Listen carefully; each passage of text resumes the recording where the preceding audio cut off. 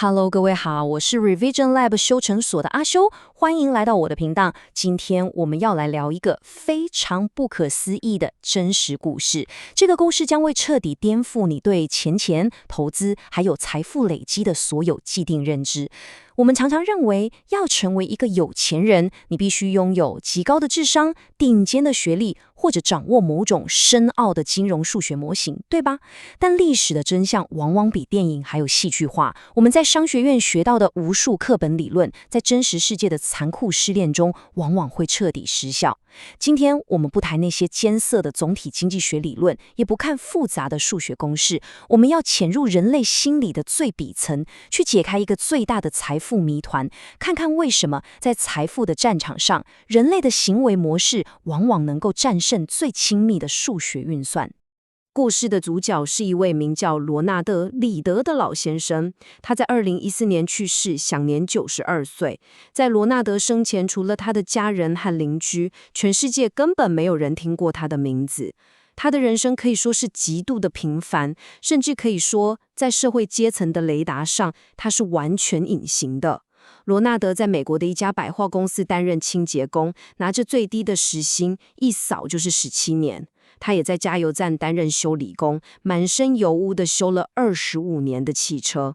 在他38歲那年，他用$12,000買了一間非常不起眼的2房小公寓，然後這輩子就再也沒有搬過家。50多年來，他最喜歡的休閒活動就是自己動手劈柴，當做冬天壁爐的柴火，借此省下一點點的暖氣費用。就是這麼一位低調、樸實，甚至可以說是毫無存在感的老清潔工，在他離世之後，卻因為一份遺囑，震驚了整個美國社會，甚至登上了全球的財經頭條。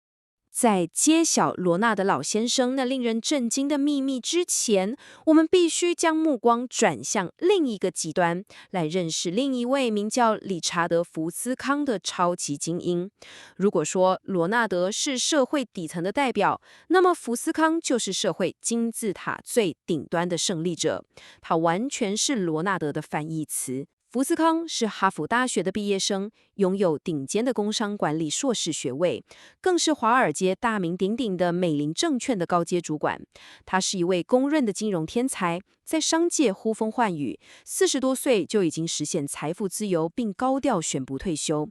在他的全盛時期，福斯康為了彰顯自己的地位，大幅貸款擴建了一棟超級豪宅。這棟豪宅的面積超過1800平方公尺，裡面擁有11個衛浴設備、2部專屬電梯、2個超大游泳池，還有7個室內車庫。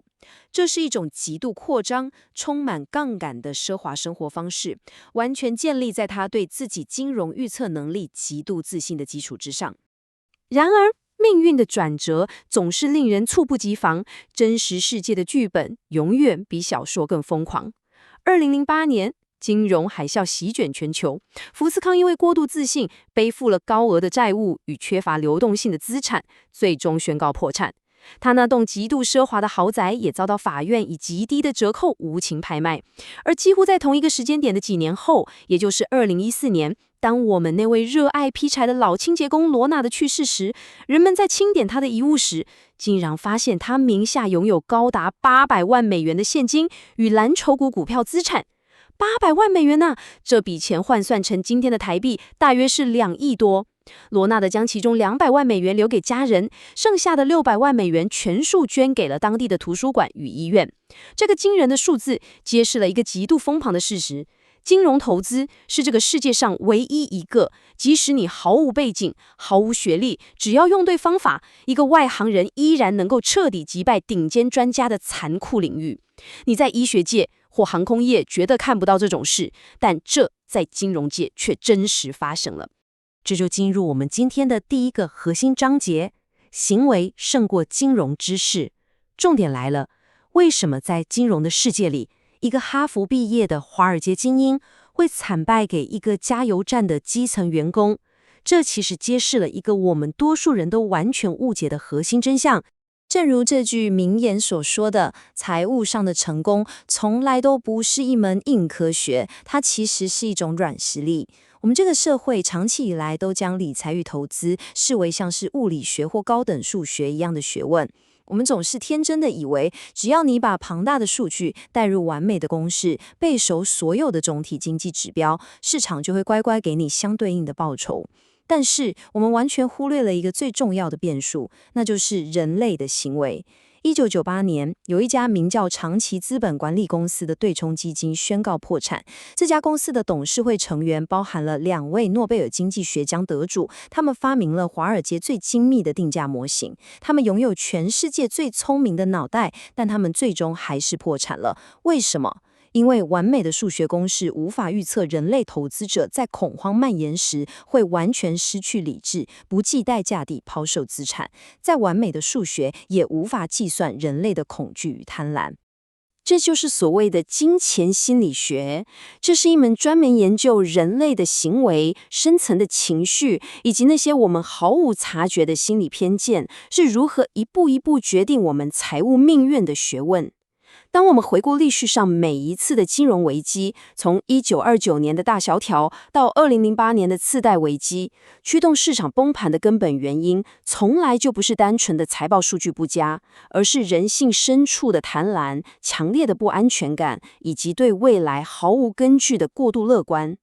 知道在崩盤時應該要逢低買進，邏輯上非常簡單。但是，當你眼睜睜看着自己半輩子辛苦存下來的積蓄，在短短幾天之內腰斬，你還能不能控制住自己恐懼顫抖的雙手，不去按下那個萬惡的停損鍵？那完全是另外一回事。接下來進入第2個章節，巴菲特真正的投資秘密。我們繼續聊下去。既然我們知道心理素質才是決定財富成敗的最關鍵因素，那麼我們就必須來探討一下這個世界上心理素質最強大的人，也就是股神華倫·巴菲特。市面上有成千上萬本書在分析巴菲特的價值投資法，但他們往往忽略了巴菲特身上最可怕也最反直覺的一個數據。讓我們用口述的方式帶大家仔細拆解一下巴菲特的財富時間線。巴菲特大約在10歲左右就開始認真投資，當他到了30歲的時候，他累積了約100萬美元的淨資產。到了50歲，經歷了無數次的市場動盪，他的資產來到3億美元。各位請特別注意接下來這個數字。巴菲特目前的總淨資產大約是1420億美元，而其中高達97.9%的財富全部都是在他60歲，也就是一般人準備安享晚年的年紀之後，才真正爆發出來的。他經歷了石油危機、達康泡沫、全球金融海嘯，但他從來沒有因為恐慌而清空手上的核心資產，這份驚人的定力才是他真正的護城河。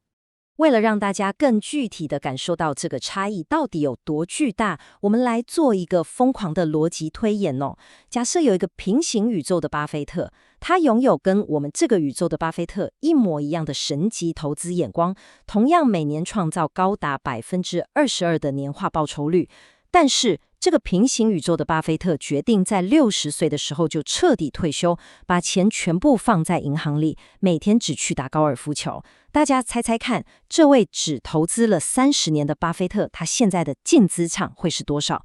答案是1165萬美元。你沒有聽錯，1165萬美元，這連他現在真實財富的零頭都不到。所以，巴菲特真正的超能力根本不是選股，而是他那極度枯燥、能夠忍受無聊，並且堅持了超過80年的強大心理耐度。我們來進入第3個章節：數學家與先知的對決。為了進一步證明時間在市場中那斬壓一切的威力，以及數學能力並非財富的絕對保證，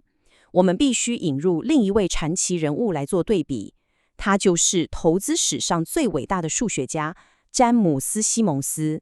西蒙斯創立的大獎章基金，在華爾街業界是一個無人能及的神話。我們來對比一下這2位巨頭的真實數據。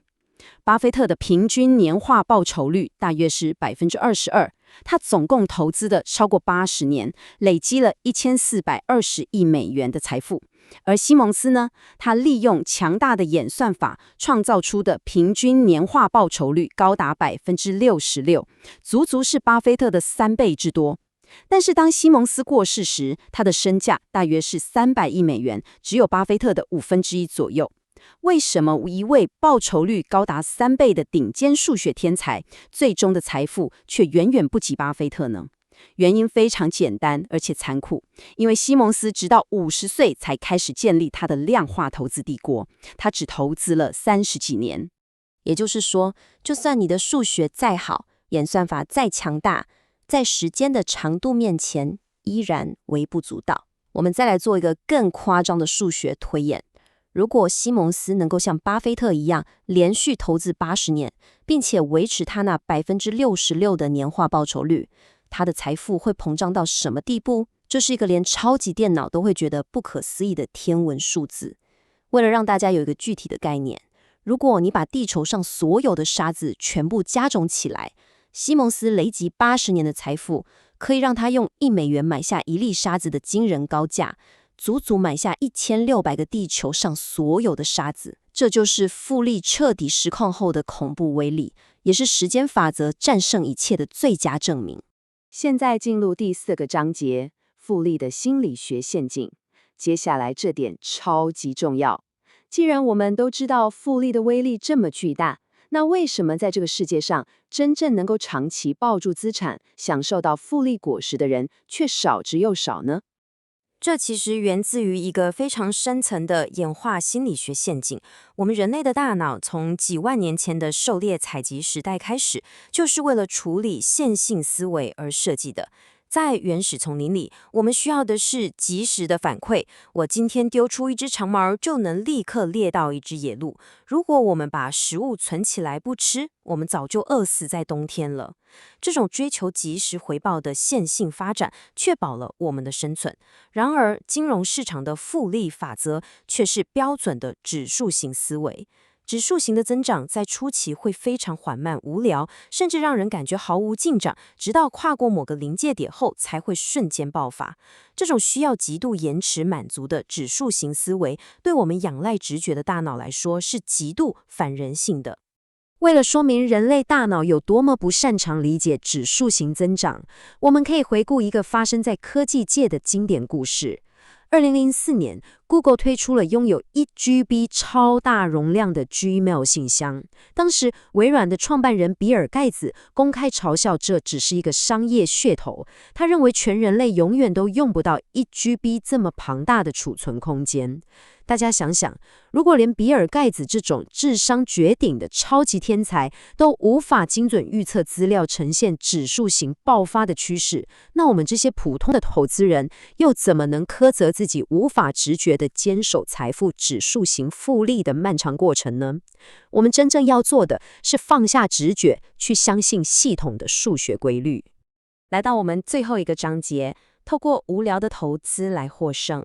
簡單整理一下剛剛的內容。既然我們已經看透了人性思維的盲點，知道我們的大腦天生就會阻礙我們致富，那麼作為一個每天辛勤工作的普通投資人，我們到底應該如何把這些知識轉化為實際的戰略呢？